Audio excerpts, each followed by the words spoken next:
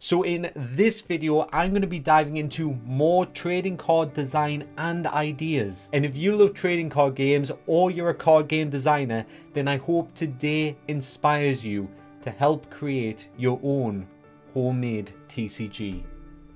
So this card gets my attention because it is mostly card art. I mean, look at the ratio here. So this is like 90% card art. Now, what else do we see? Without knowing anything about the card game, we've got these numbers down the side here with arrows which indicate that it is some sort of mobility game from Lord of War's Fantasy Battles. Besides that, there is no card effect, no other information besides for its name, which is Wretched Croaker.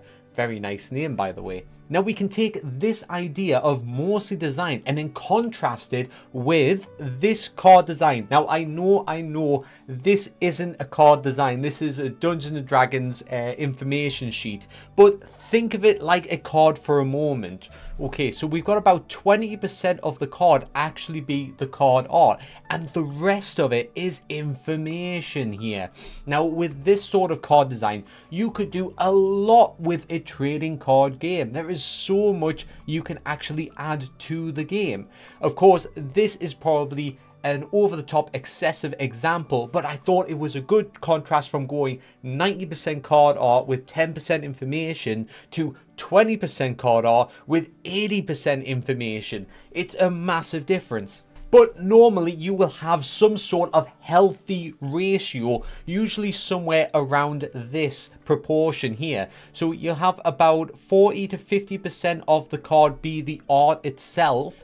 And then of course, a nice bit of space for the name. Usually the name goes at the top because it is the first thing that you want to read when you're displaying your card. Normally as well, you will want to lean this information to your left because of how players hold cards in their hand, something we didn't do with Shard TCG. As you can see, the card name is on the right of the card, but that isn't too detrimental to the game and nothing that we had to go back to square one to try and fix. It is purely just a small quality of life that some of your players may appreciate. Now, with a healthy card art ratio of 40 to 50% for the card art, you have a good portion to actually devote to card effects. This is what makes your cards unique. Now, you probably don't want to spam your players with walls of information, but about 3, 4, 5 lines is quite a healthy amount. Anything beyond that, it starts to get a bit worrisome unless you are dividing effects up. Say if a card had multiple effects, which is what we do in Shard TCG. With certain spell cards, we have multiple effects. So you can have 3 different paragraphs of 3 to 4 lines. But if you are just looking to target one specific effect, then it isn't a massive wall of text. You are looking for that one specific effect, so it tends to be less intimidating. Now here's something else that you're seeing more and more in modern day card art. You have the overlapping art that slightly crosses over the borders and writing of the card itself. So this one is a little bit excessive because some of the writing isn't readable, so that's obviously no good, but I think it is a good example of the overlap itself. Like a little bit of this going on is very nice. Of course, we want to see how much it costs to actually summon this creature, so that's a little bit detrimental. Over here we have the card stats that are displayed on top of that, so be clever with it, be subtle with it. Your players will appreciate these extra little bits. Probably reserve this for the rarer, more valuable cards, so players will appreciate it more. If you do it with every single card, it just becomes the norm, it becomes expected, and then it has a diminishing return. Now this card is a better example of how to overlap without going too excessive. So as you can see, the information is still displayed on top, but you can see that the card art itself is laid above this border information here as well as over here, but still the important stats are readable. So it's just a subtle difference. So now I want to address different shapes that we can use in card games, because the typical square that you would normally have to display card art, it gets a little bit boring. So what we have here is a pentagon. Now what I would say is, yes, go for a little bit of a different shape. Try to be a little bit unique in that sort of design, but try not to create too much dead space either. As you can see by the pentagon, we have this widening gap right here, and it's creating quite a bit of dead space. Now, if this was a proper card, because we can see that it isn't made for print because it doesn't have a proper border to it, it is purely digital, I would perhaps move these circle areas down here, use up this dead space, and maybe move the name up to the top, just because you can have the name overlap this bit, because we've already discussed that players like a little bit of overlap. We can put this name over here, overlap it, and that name can fill in all of that space, and the card will crop off there. So there we have a better use of that sort of dead space. That means that this information here can move further up because we're not losing the space here from the card name, and then you have more space to write more elaborate effects if you choose so. Now here is another alternate shape to display the card art. As you can see, it's quite clever because it's like a porthole that you would see in a submarine or something like that, and then you're viewing through it and you're seeing an octopus. So as a whole theme, it comes together very nicely. I appreciate that if I was playing this game. Once again though, there is a bit of dead space. Sometimes when it comes to these sort of cards, the background becomes overpowered in the sense of the theme of the card, where with most TCGs it is more about the stats of the card. The information at the bottom should be commanding a larger space for your TCG. Of course, if it's cards within a board game, then normally the cards don't have to be as elaborate, so you can afford to go with these different designs. But this is why I also want to explore these different designs, because just looking purely at TCGs, we are limiting ourselves. So we want to look at lots of different card designs. This alternate shape is a better way to do it. So it's like an upside down arch, which reminds me of something that I've done with a video a few months ago when I was doing my own card design. If you want to check that out, I'll put the card in the top left corner, top right corner, over that way.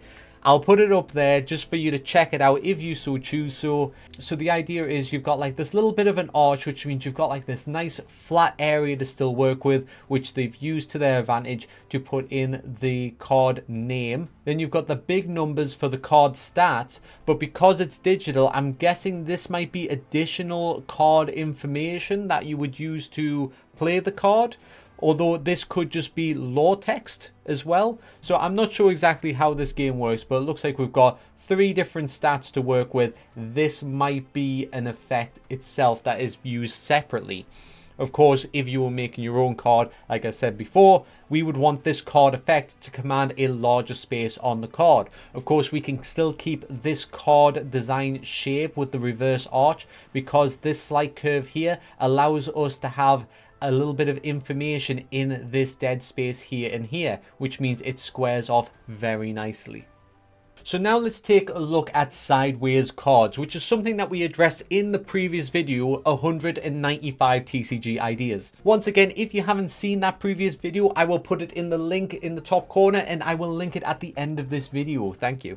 So the big reason we don't use horizontal cards is because that isn't how we hold them in our hands. We would be holding them and they would be the wrong way around. So then we'd have to constantly turn them to look at the information. You know, with this one, it is very nice. I can just hold it in my hand like this, and it is very easy to see what information it is. If all the information was written sideways, that's going to be frustrating, because imagine having to hold several versions of this card. There we go. Suddenly your hand starts to look like that, and it looks pretty full, and I'm only holding 4 cards.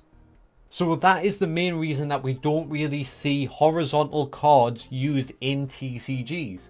Of course, in other types of board games where you're not holding them in your hand, they are straight from deck to play type strategy, this isn't very detrimental at all. And sometimes it is a better way of displaying information because we have more space to actually write longer lines of text, which appear less daunting to players in terms of the amount of information that's on the card. Now, I said this last time and I will say it again. If you are designing your own TCG, make sure that you put a lot of effort into the back of the card. Now, why would you do that? The whole idea is the amount of effort that you put into the back of the card will be reprinted hundreds and hundreds and hundreds of times, and it is also a little advert for people to see your card game. If I'm playing Shard TCG out in public, they are looking at the backs of my cards. So you really want something a bit of a pretty design for people to have a look at. Now, if you don't put a lot of effort into the back of the card, then you're missing out on a return on work rate, because the amount of work that you put into the back of the card multiplies every time a new card is printed. That means that you did one job and it is getting repeated over and over again. It is a good return on the work that you put into your game. I want your TCG to be the best it can be, so please, please do not neglect it. Now, we are starting to see this design more and more in modern day TCGs. What I'm talking about is the borderless full art card design. So you have a little floating box in the middle here, which is using relatively the same amount of space as when we were going right to the edges, because we wouldn't want to make our information go right up to the edge in case of miscuts when printing our TCGs. You want to keep your information as close to the center as possible. That's the safe zone. So with this, you're getting pretty much the same amount of information. We've got little floating stats boxes around the edges, which means we're getting a little bit of overlap here and here and here, which is also quite nice. We've got a little display here, which I'm assuming is for different color factions. We're seeing green and red here and here. And you're even adding a little bit of space for additional art on the text box itself. It's nice, it grabs my attention, but it is taking away that valuable real estate that we are reserving for the information for the card. And I know as a game designer, it can be very easy to get carried away with the art. You want your cards to look as pretty and as beautiful as possible. And when they do, it works, because then I start looking at them. You know, they get my attention. That's fair enough.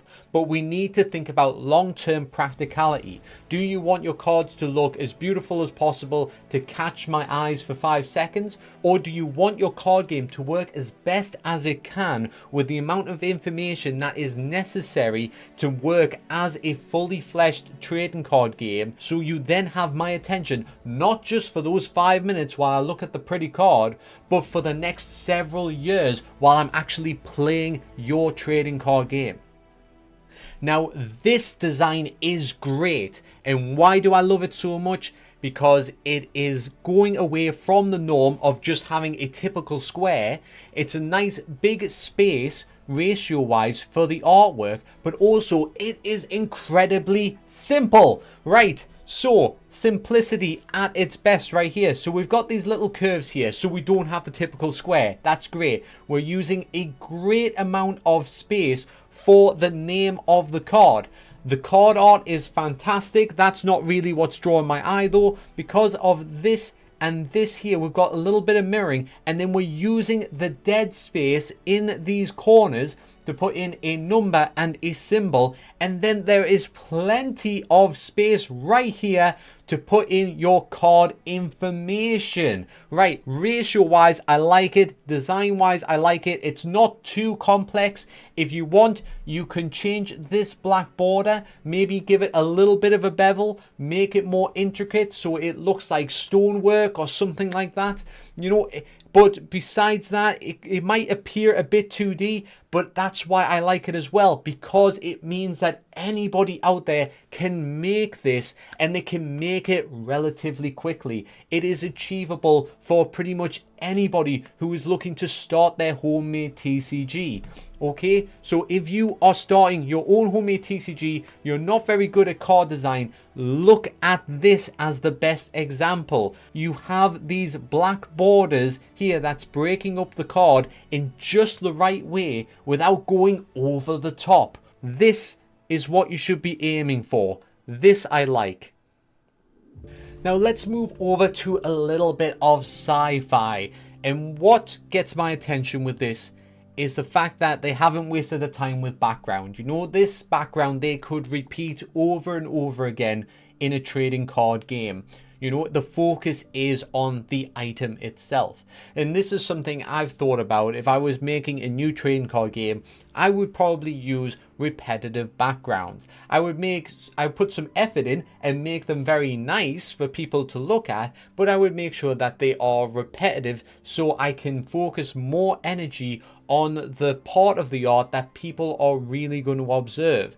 Yes, this is a cutback in quality, I would say, but it's not too detrimental. You know, it means that you now have a consistent style because that consistent background becomes associated with your trading card game. You start to create a little bit of a brand that way. It's a bit of a byproduct of doing it this way, but it will save you so much time because if you are constantly having to design different backgrounds for each individual art, that is a lot of excess time that adds up, and you could be several cards ahead in terms of designing cards. So if you are starting a trading card game or you're in the early stages of design, take this into consideration. You know, limit your backgrounds into several different backgrounds, maybe for different classes or different elements, however you divide up your card game, and then use those backgrounds and tie it in that way. Dividing it up by class is probably just enough variation to stop people from getting bored of seeing the same thing every time.